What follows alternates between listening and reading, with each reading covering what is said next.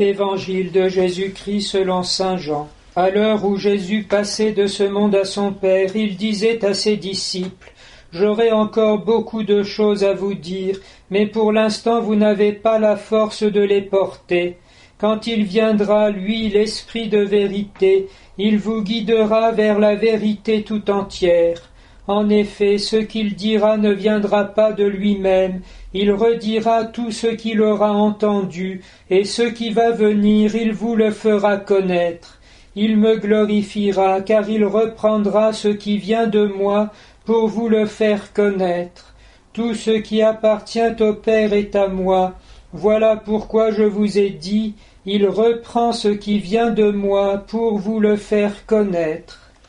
Nous avons eu dans la première lecture le fameux discours de Paul devant l'Aréopage. C'est le modèle qui est proposé aussi pour la nouvelle évangélisation, de ne pas s'en aller d'abord proclamer le « je crois en Dieu », surtout dans l'ambiance actuelle de laïcisme intolérant, où on est immédiatement neutralisé par l'accusation de communautarisme, de confessionnalisme, où on est mis dans le même sac avec toutes les sortes d'intégrisme. Alors qu'il est proposé ici de s'adresser à l'intelligence de l'homme en l'invitant à réfléchir sur lui-même, puisque nous avons été créés à l'image et à la ressemblance de Dieu. La première parole que Dieu adresse à l'homme, c'est l'homme lui-même, la constitution de son esprit, son intelligence tournée vers la vérité et sa volonté qui tout est tournée vers le bien, vers l'amour, éventuellement le don de soi, qui l'ouvre vers l'intelligence de cette révélation extraordinaire. Dieu est l'amour et la source de l'amour. Cependant, comme on le voit à la fin du texte, il ne suffit pas de proposer cette réflexion pour que le salut puisse advenir. Il y a en effet le mystère du péché qui fausse notre humanité et le fonctionnement de notre esprit, de sorte qu'il faudrait une conversion, dont la plus fondamentale est de se détourner du matérialisme encouragé par notre pesanteur naturelle et bloqué par nos péchés, pour se tourner avec un certain effort vers ce qui est spirituel et pouvoir alors entrevoir aussi la perspective de Dieu.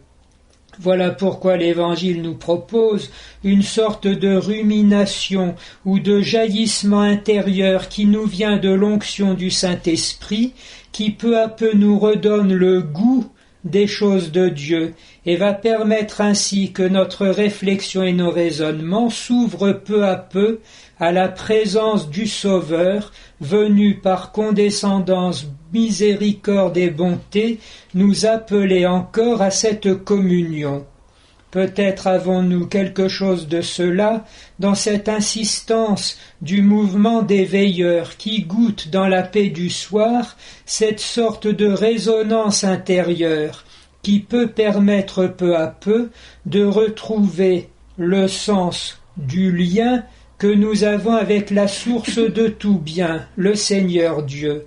Mais inversement, cela ne suffira pas s'il n'y a pas aussi une dimension d'enseignement de l'intelligence, de fidélité à la vérité de ce que nous sommes au sens profond des événements pour susciter l'engagement et aussi ainsi faire l'œuvre de Dieu derrière ou à l'occasion de l'œuvre des hommes.